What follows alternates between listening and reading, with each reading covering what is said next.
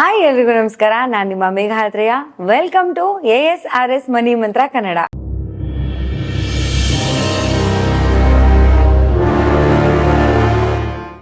ನೀವು ಲಾಸ್ಟ್ ವಿಡಿಯೋದಲ್ಲಿ ತಿಳ್ಕೊಂಡಿದ್ರಿ ಒಂದಷ್ಟು ಸರಳವಾದ ಟಿಪ್ಸ್. ಹಾಗೆ ಮನೆ ಸಮೃದ್ಧಿಯಾಗಿರ್ಬೇಕಂದ್ರೆ ನಾವ್ ಏನೇನ್ ಮಾಡ್ಬೇಕು, ಯಾವ ವಸ್ತುಗಳು ನಮ್ಮ ಮನೇಲಿ ಇರ್ಬೇಕು ಅಂತ. ಇನ್ನೂ ಆ ವಿಡಿಯೋಸ್ನ ನೋಡಿಲ್ಲ ಅಂದ್ರೆ ಹೋಗಿ ಒಂದ್ಸರಿ ಚೆಕ್ ಮಾಡ್ಕೊಂಡು ಬಂದ್ಬಿಡಿ.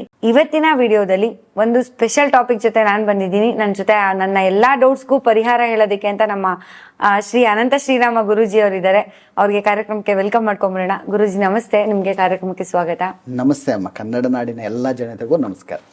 ಗುರೂಜಿ, ಇವಾಗ ಮನಿ ಮಂತ್ರ ಸಬ್ಜೆಕ್ಟ್ ಅಂದ್ರೆ ಎಲ್ರಿಗೂ ಒಂದು ರೇಂಜಿಗೆ ಪರಿಚಯ ಆಗೋಗಿದೆ. ಇವಾಗ ನಮ್ಮ ಆಡಿಯನ್ಸ್ ತುಂಬಾ ಜನ ಒಳ್ಳೊಳ್ಳೆ ಕಮೆಂಟ್ಸ್ ಗಳನ್ನ ಹಾಕಿದ್ದಾರೆ, ತುಂಬಾ ಒಳ್ಳೆ ಪ್ರಶ್ನೆಗಳನ್ನ ಕೇಳ್ತಿರ್ತಾರೆ ಕಮೆಂಟ್ಸ್ ಅಲ್ಲಿ. ಮನಿ ಮಂತ್ರ ಅಂತ ಅಂದ್ರೆ ಏನು ಅಂತ ಒಂದ್ ರೇಂಜಿಗೆ ಎಲ್ರಿಗೂ ಇವಾಗ ಒಂದು ಐಡಿಯಾ ಇದೆ. ಹಾಗೆ ಮನಿ ಮಂತ್ರ ಸಬ್ಜೆಕ್ಟಿಗೆ ನಾನು ಹೊಸದಾಗಿ ಬರ್ಬೇಕು, ಬಂದು ಇಲ್ಲಿ ಹಣ ಸಂಪಾದನೆ ಮಾಡ್ಬೇಕು ಅಂತ ಅನ್ನೋರಿಗೆ ನಿಮ್ಮ ಮಾತುಗಳು ಏನಿದೆ? ಹಾಗೆ ಮನಿ ಮಂತ್ರ ಸಬ್ಜೆಕ್ಟ್ಗೆ ಇವಾಗ ಎಂಟ್ರಿ ಆಗ್ತೀನಿ ನಾನು ಹೊಸದಾಗಿ, ನಂಗಿನ್ನೂ ಏನು ಗೊತ್ತಿಲ್ಲ, ABCD ಗೊತ್ತಿಲ್ಲ ಅಂತ ಅನ್ನೋರಿಗೆ ನಿಮ್ಮ ಸಲಹೆ ಏನು ಅಂತ? ಇದು ಒಳ್ಳೆ ಪ್ರಶ್ನೆ ನಮ್ಮ. ಯಾಕೆಂತಂದ್ರೆ ಸಾಮಾನ್ಯವಾಗಿ ಪ್ರತಿಯೊಬ್ಬರ ಮನಸ್ಸಲ್ಲೂ ಅದು ಇರುತ್ತೆ. ಅಂತಂದ್ರೆ ನಾನು ಒಂದು ಈ ಸಬ್ಜೆಕ್ಟ್ ಅನ್ನು ಕಲಿಬೇಕು ಅಂತ ನಮ್ಮ ಮನಸ್ಸಲ್ಲಿ ಯಾವ ರೀತಿ ಕಲಿಬೇಕು, ಫಸ್ಟ್ ನಾನು ಯಾವ ರೀತಿ ಸ್ಟಾರ್ಟ್ ಮಾಡಬೇಕು ಡೌಟ್ಸ್ ಇರುತ್ತೆ ಅಲ್ವಾ? ಇದು ಒಳ್ಳೆ ಪ್ರಶ್ನೆ ಅಂತ ಹೇಳ್ಬೋದು. ಇಲ್ಲಿ ಮೊದಲು ಏನ್ ಮಾಡ್ಬೇಕು ನೀವು ಅಂತಂದಾಗ, ನಮ್ಮ ಸಬ್ಜೆಕ್ಟ್ಗೆ ಬರಬೇಕು ಅಂತಂದ್ರೆ ಮೊದಲು ಧೈರ್ಯ ಇರಬೇಕು. ಇಲ್ಲ ಅಂತಂದ್ರೆ ನಮ್ಮ ಸಬ್ಜೆಕ್ಟ್ ನೀವು ಬರಕ್ಕಾಗೋದಿಲ್ಲ. ಇಲ್ಲಿ ನಮ್ಮ ಸಬ್ಜೆಕ್ಟ್ ಯಾವ ರೀತಿ ಇರುತ್ತೆ ಅಂತಂದ್ರೆ, ಸುಮ್ಮನೆ ಏನೋ ಬರ್ತೀನಿ, ನಾನು ಸಾಲಗಳನ್ನು ತೀರ್ಸ್ಕೊಂಡ್ಬಿಡ್ತೀನಿ, ನನಗೆ ಇದಿಲ್ಲ, ನಾನು ಒಂದು ಕಾರ್ ತಗೊಂಡ್ಬಿಡ್ತೀನಿ ಅಂದ್ರೆ ಇದು ಸಬ್ಜೆಕ್ಟ್ ಅಲ್ಲ ಅವ್ರಿಗೆ. ಅರ್ಥ ಆಯ್ತಾ?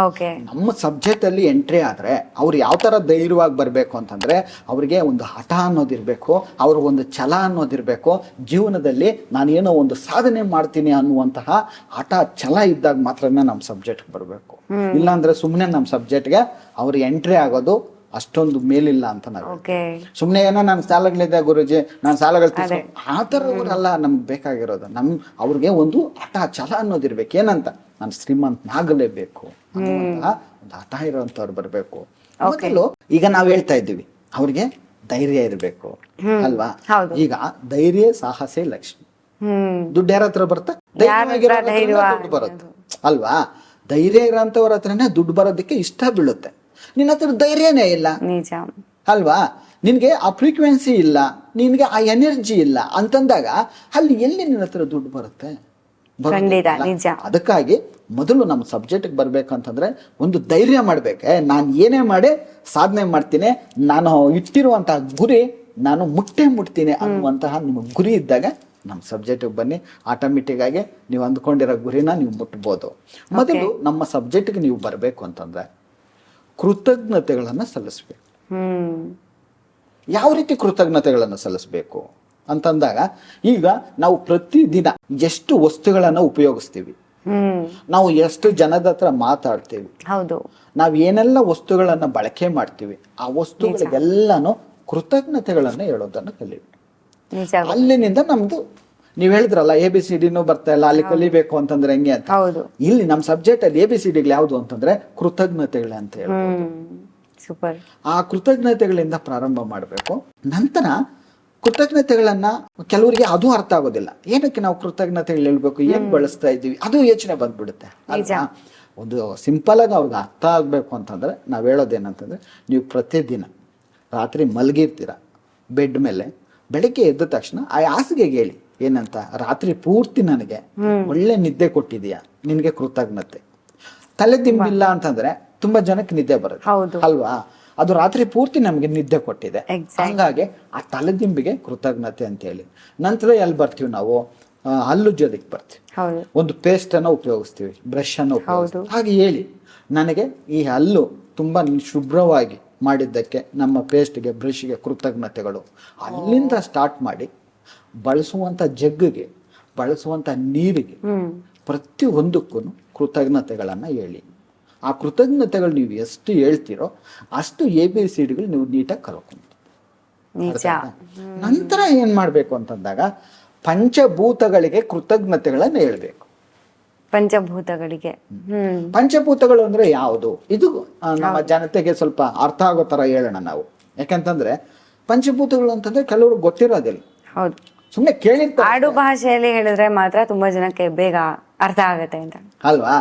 ಪಂಚಭೂತಗಳು ಅಂತಂದ್ರೆ ಕೇಳಿರ್ತಾರೆ ಅಷ್ಟೇ ಕಿವಿ, ಏನದು ಪಂಚಭೂತಗಳು ಅಂತ ತಿಳ್ಕೊಬೇಕು ಅಂತಂದಾಗ ಗಾಳಿ, ನೀರು, ಅಗ್ನಿ, ವಾಯು, ಭೂಮಿ, ಆಕಾಶ ಇವೆಲ್ಲ ಏನಿದೆ ಇವೇ ಪಂಚಭೂತಗಳು. ಈ ಪಂಚಭೂತಗಳಿಗೆ ನಾವು ಯಾಕೆ ಕೃತಜ್ಞತೆಗಳನ್ನು ಹೇಳ್ಬೇಕು ಅನ್ನೋದನ್ನು ನಾವು ಯೋಚನೆ ಮಾಡಬೇಕು ಅಲ್ವಾ. ಪಂಚಭೂತಗಳಿಗೆ ನಾವು ಯಾಕೆ ಹೇಳಬೇಕು, ನಮ್ಗೇನು ಪಂಚಭೂತಗಳಿಂದ ನಮ್ಗೇನು ಪ್ರಯೋಜನ ಅಲ್ವಾ, ಅದನ್ನು ಯೋಚನೆ ಮಾಡ್ತಾರೆ ಹೌದು. ತುಂಬಾ ಜನ ಡೌಟ್ ಬಂದ್ಬಿಡುತ್ತೆ, ಫಸ್ಟೇ ಡೌಟ್ ಬಂದ್ಬಿಡುತ್ತೆ, ಅದನ್ನ ಆಲೋಚನೆ ಮಾಡ್ತಾ ಇರ್ತಾರೆ. ನಾವೇನು ಕೇಳಬೇಕು ಪಂಚಭೂತಗಳು, ನಮ್ಗೇನು ದುಡ್ಡು ಕೊಡುತ್ತದೋ ಹೇಳೋ, ಏನಿಲ್ಲ ತಾನೆ, ಏನು ಕೇಳಬೇಕು ಅದು ಬರುತ್ತೆ. ಇಲ್ಲಿ ಪಂಚಭೂತಗಳು ಅಂತಂದಾಗ ನಮ್ಮ ದೇಹದಲ್ಲೂ ಸಹ ಆ ಪಂಚಭೂತಗಳ ತತ್ವ ಅನ್ನೋದಿರುತ್ತೆ. ಈಗ ನೀರಿನ ತತ್ವ ಇರುತ್ತೆ, ಅಗ್ನಿಯ ತತ್ವ ಇರುತ್ತೆ, ಅದೇ ರೀತಿಯಾಗಿ ಎಲ್ಲ ತತ್ವಗಳು ನಮ್ಮಲ್ಲಿ ಅಡಗಿದೆ.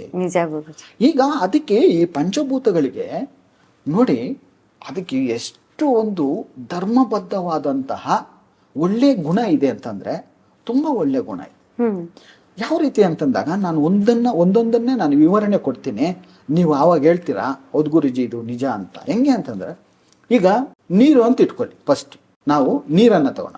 ನೀರಿಗೆ ಎಷ್ಟು ಧರ್ಮಬದ್ಧವಾದಂತಹ ಒಂದು ಒಳ್ಳೆ ಗುಣ ಇದೆ ಅಂತಂದ್ರೆ, ನೀರೇನಾದ್ರೂ ಇವನು ಒಳ್ಳೆನು, ಇವನ ಹತ್ರ ಹೋಗ್ತೀನಿ, ಇವನು ಕೆಟ್ಟೋನು, ಇವನ ಹತ್ರ ನಾನು ಹೋಗಲ್ಲ, ಇವನ್ ಬಾಯೊಳಗಡೆ ನಾನು ಹೋಗಲ್ಲ, ಇವನು ಸ್ನಾನ ಮಾಡ್ಬೇಕಾಗಿದ್ರೆ ನಾನು ನೀರಿರಲ್ಲ ಅಂತ ಯಾವತ್ತಾದ್ರೂ ಹೇಳಿದ್ಯಾ? ಇಲ್ಲ. ಎಲ್ರಿಗೂ ಒಂದೇ ಸಮನಾಗಿ ಅದ್ರ ಕೆಲಸ ಏನದನ್ನ ನೀಟಾಗಿ ಮಾಡ್ಕೊಟ್ಟಿದೆ ಪ್ರತಿಯೊಬ್ಬರಿಗೂ. ಇಲ್ಲಿ ನಾನು ಇಂಡಿಯಾನಲ್ಲಿ ನೀರಿರಲ್ಲ, ಪಾಕಿಸ್ತಾನದಲ್ಲಿ ನೀರ್ ನಾನು ಅಲ್ಲಿರ್ತೀನಿ, ಇಲ್ಲ ಅಮೆರಿಕನಲ್ಲಿ ಇರ್ತೀನಿ, ಜರ್ಮನಿನಲ್ಲಿ ಇರ್ತೀನಿ, ನಾನು ಇಲ್ಲಿ ಇರಲ್ಲ ಅಂತ ಯಾವತ್ತಾದ್ರೂ ಹೇಳಿದ್ಯಾ? ಇಲ್ಲ. ಅನೇಕ ನದಿಗಳು, ಅನೇಕ ಸಮುದ್ರಗಳು, ಅರ್ಥ ಆಯ್ತಾ? ಅಷ್ಟು ಆ ಗಂಗಮ್ಮ ತಾಯಿ ಏನಿದೆ ಎಷ್ಟು ಪರಿಶುದ್ಧಳು, ಅದೇ ರೀತಿಯಾಗಿ ಧರ್ಮಬದ್ಧತೆಯನ್ನ ಯಾವತ್ತೂ ಬಿಟ್ಟಿಲ್ಲ. ಪಂಚಭೂತಗಳು ಧರ್ಮಬದ್ಧವಾಗಿ ನಡೆಯುತ್ತೆ, ಸರ್ವರಿಗೂ ಸಮವಾಗಿ, ಅಂಡ್ ಯಾರು ಯಾವುದೇ ರೀತಿ ಡಿಫ್ರೆನ್ಸಿಯೇಟ್ ಮಾಡದೆ ಎಲ್ರಿಗೂ ಪ್ರತಿಯೊಬ್ಬರಿಗೂ. ಹೌದಮ್ಮ, ಅದು ಅಷ್ಟು ಅದ್ಭುತವಾಗಿ. ಈಗ ಇನ್ನೊಂದು ಉದಾಹರಣೆ ಕೊಡ್ತೀನಿ ನೋಡಿ, ನಿಮ್ಗೆ ತಮಾಷೆ ಅನ್ಸ್ಬೋದು. ಈಗ ಯಾರೋ ಒಬ್ರು ಇದಕ್ಕೆ ಹೋಗಿರ್ತಾರೆ, ಅರ್ಥ ಆಯ್ತಾ, ಒಂದು ಪೊಲೀಸ್ ಸ್ಟೇಷನ್ಗೆ ಜೈಲು, ಇವನು ಪೊಲೀಸ್ ಸ್ಟೇಷನ್ಗೆ ಹೋಗಿದ್ದಾನೆ, ಇವನ್ ಬಯಲ್ ನಾನು ನೀರು ಹೋಗಲ್ಲ ಅಂತ ಯಾವತ್ತಾದ್ರೂ ಹೇಳುತ್ತಾ? ಇಲ್ಲ, ಇವನ್ ಜೈಲ್ಗೆ ಹೋಗ್ಬಿಟ್ಟಿದ್ದಾನೆ, ನಾನು ಇವನ ಹತ್ರ ಹೋಗೋದಿಲ್ಲ ಅಂತ ಯಾವತ್ತಾದ್ರೂ ಹೇಳೋದಿಲ್ವಲ್ಲ. ದೇಶ ಯಾವುದು, ಅದಕ್ಕೇನೂ ಇಲ್ಲ, ಭೇದ ಭಾವ ಅನ್ನೋದೇ ಇಲ್ಲ. ನೀರು ಅನ್ನೋದು ಎಲ್ರಿಗೂ ಒಂದೇ. ಆ ರೀತಿಯಾಗ ಇದ್ದಂತ ಧರ್ಮ ಬದ್ಧತೆಯನ್ನ ಮನುಷ್ಯನು ಕಲಿಬೇಕು ಅಲ್ವಾ. ಈಗ ನೆಕ್ಸ್ಟ್ ನಾವೊಂದು ಗಾಳಿ ಅಂತ ತಗೊಳ್ಳೋಣ, ಅರ್ಥ ಆಯ್ತಾ? ಗಾಳಿನೂ ಅಷ್ಟೇ, ನಾನು ಇಂಡಿಯಾನಲ್ಲೇ ಇರ್ತೀನಿ, ನಾನು ಪಾಕಿಸ್ತಾನಕ್ಕೆ ಹೋಗಲ್ಲ, ನಾನು ಅಮೇರಿಕಕ್ಕೆ ಹೋಗಲ್ಲ, ನಾನು ಜರ್ಮನಿನಲ್ಲಿ ಗಾಳಿ ಇರಲ್ಲ, ಇನ್ನೊಂದ್ ಕಡೆ ನಾನು ಗಾಳಿ ಇರಲ್ಲ ಅಂತ ಯಾವತ್ತಾದ್ರೂ ಹೇಳಿದ್ಯಾ? ಯಾವ್ದಾದ್ರು ನ್ಯೂಸ್ ಅಲ್ಲಾದ್ರೂ ಏನಾದ್ರು ಬಂದಿದ್ಯಾ? ಇಲ್ಲ ಯಾರಾದ್ರೂ ಹೇಳಿದ್ದಾರೆ ಅಲ್ವಾ? ಚಾನ್ಸೇ ಇಲ್ಲ. ಆದರೆ ಇಲ್ಲಿ ಮನುಷ್ಯರನ್ನ ತೆಗೆದುಕೊಂಡಾಗ ಮನುಷ್ಯರ ಹತ್ರ ನಾನು ಇವನು ಇಂಥವನು, ಇವನ ಹತ್ರ ಹೋಗೋದಿಲ್ಲ, ಇವನು ಇಂಥವನು, ಇವನ ಹತ್ರ ನಾನು ಹೋಗೋದಿಲ್ಲ, ಇವನು ಕೆಟ್ಟವನು, ಇವನ ಹತ್ರ ಇವನ್ ಮೂಗೊಳಗಡೆ ನಾನು ಗಾಳಿ ಹೋಗಲ್ಲ ಅಂತ ಯಾವತ್ತಾದ್ರೂ ಹೇಳಿದ್ಯಾ? ಗಾಳಿ ಇಲ್ಲ ಅಂತಂದ್ರೆ ಯಾರು ಇರಲ್ಲ ಅಲ್ವಾ. ಅದು ಯಾವ ರೀತಿ ಅಂತಂದ್ರೆ ಎಲ್ಲರಿಗೂ ಸಮಾನವಾದ ಸ್ಥಾನವನ್ನ ಕೊಟ್ಟು ನಮ್ಮೆಲ್ಲರನ್ನ ಧರ್ಮಬದ್ಧವಾಗಿ ಕಾಪಾಡುತ್ತೆ ಅಂತಂದ್ರೆ ಎಷ್ಟು ಮಹತ್ವ ಇದೆ ಅನ್ನೋದನ್ನ ನೋಡಿ ಆಲೋಚನೆ ಮಾಡಿ. ನಿಜ ಗುರುಜಿ ಅಲ್ವಾ. ಆ ಧರ್ಮ ಬದ್ಧತೆ ಅನ್ನೋದು ನಮ್ಮ ಜನರಲ್ಲಿ ಇದೆಯಾ? ಅವನು ಬಹಳ ಕಡಿಮೆ. ಅವನು ಆ ಜಾತಿಯವನು, ಇವನು ಈ ಜಾತಿಯವನು, ಇವನು ಶ್ರೀಮಂತ, ಇವನು ಬಡವ, ಅವನು ಆ ತರ, ಇವನು ಈ ತರ, ಒಂದಲ್ಲ ಒಂದ್ ವೇನಲ್ಲಿ ಡಿಫ್ರೆನ್ಶಿಯೇಟ್ ಮಾಡ್ತಾನೆ ಇರ್ತಾರೆ. ಆ ದೇಶ, ಈ ದೇಶ, ಈ ರಾಷ್ಟ್ರದವನು, ಇವನು ಈ ಊರೋನು, ಇವನು ಆ ಊರೋನು, ಯಾವ್ದೇ ತಗೊಂತೀರ ಎಲ್ಲ ನಿಜ. ಆದ್ರೆ ಪಂಚಭೂತಗಳಿಗೆ ಯಾವತ್ತೂ ಭೇದ ಭಾವ ಅನ್ನೋದು ಇಲ್ಲ. ಇನ್ನೊಂದು ಉದಾಹರಣೆ ತಗೊಳ್ಬೇಕು ಅಂತಂದಾಗ ನಾವು ಈಗ ಭೂಮಿ ಅಂತ ಇಟ್ಕೊಳ್ಳಿ. ಭೂಮಿ ತಾಯಿ ಯಾವತ್ತಾದ್ರೂ ಇಲ್ಲ ಇವನ್ ಕೆಟ್ಟೋನು, ನೀನ್ ನನ್ ಮೇಲೆ ಇರ್ಬೇಡ, ನೀನ್ ನನ್ ಮೇಲೆನೆ ಇರ್ಬೇಡ ಅಂದ್ರೆ ಅವನ್ ಎಲ್ಲಿರ್ಬೇಕು ಅಲ್ವಾ? ಒಳಗಡೆ ಅಲ್ವಾ. ಆದ್ರೆ ನಾನು ಭೂಮಿ ನೋಡು, ನಾನು ಇರೋದು ಈ ದೇಶಕ್ಕೆ ಮಾತ್ರನೇ ಸೀಮಿತ, ಅರ್ಥ ಆಯ್ತಾ? ನಾನು ಇಲ್ಲೇ ಇರ್ತೀನಿ, ನಾನು ಇನ್ನೊಂದ್ ದೇಶಕ್ಕೆ ಇರೋದು, ಇನ್ನೊಂದ್ ದೇಶದಲ್ಲಿ ಭೂಮಿ ಅನ್ನೋದೇ ಇರೋದಿಲ್ಲ ಅಂತೇನಾದ್ರೂ ಎಲ್ಲಾದ್ರೂ ಹೇಳಿದ್ಯಾ? ಮತ್ತೆ ನೀನ್ ಕೆಟ್ಟವನು, ನನ್ ಮೇಲೆ ನಿನ್ ಮನೆ ಕಟ್ಬೇಡ, ನಿನ್ ಮನೆ ಮಾತ್ರ ಕಟ್ಬೇಡ ನನ್ ಮೇಲೆ ಅಂತ ಯಾವತ್ತಾದ್ರೂ ಹೇಳಿದ್ಯಾ? ಹೇಳೋದೇ ಇಲ್ಲ ಅಲ್ವಾ? ಯೋಚನೆ ಮಾಡಿ. ನಿಜ. ಆ ರೀತಿಯಾಗಿ ಎಷ್ಟು ಒಳ್ಳೆ ತತ್ವಗಳಿದೆ ಅನ್ನೋದು ನಾವು ತಿಳ್ಕೊಬೇಕು.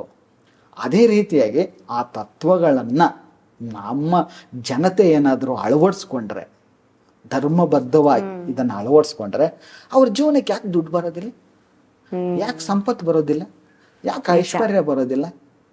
ಯಾವಾಗ ಈ ಸಬ್ಜೆಕ್ಟನ್ನು ನೀನು ತಿಳ್ಕೊಂಡಾಗ, ಈ ಸಬ್ಜೆಕ್ಟ್ ಅನ್ನ ತಿಳ್ಕೊಂಡಾಗ, ಇಲ್ಲಿ ನಾವೇನ್ ಹೇಳ್ತಾ ಇದ್ವಿ, ಮನಿ ಮಂತ್ರ ಅಂದ್ರೆ ಏನ್ ಅನ್ಕೊಂಡ್ಬಿಟ್ಟಿದ್ದಾರೆ ಅಂದ್ರೆ ಜನಗಳು ಬರೀ ದುಡ್ಡು ಮಂತ್ರ ಅಷ್ಟೇ ತಿಳ್ಕೊಂಡಿದ್ದಾರೆ ಅಲ್ವಾ?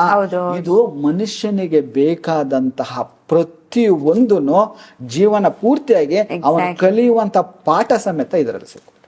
ನಿಜ ನಿಜ ಗುರುಜಿ. ಇವಾಗ ಇನ್ನೊಂದು ನೀವು ಹೇಳಿದ್ರಿ ಮನಿ ಮಂತ್ರ ಅಂತ ಅಂದ್ರೆ ಬರೀ ದುಡ್ಡು ಮಾಡೋದು ಹೇಗೆ ಅನ್ನೋದಕ್ಕಿಂತ ಹೆಚ್ಚಾಗಿ ಆ ಜೀವನ ಶೈಲಿ, ಯಾವ ರೀತಿ ಬದುಕಬೇಕು, ಯಾವ ರೀತಿ ಮಾತಾಡಬೇಕು, ಪ್ರತಿಯೊಂದು ಮ್ಯಾಟ್ರ್ ಆಗುತ್ತೆ ಅಂತ.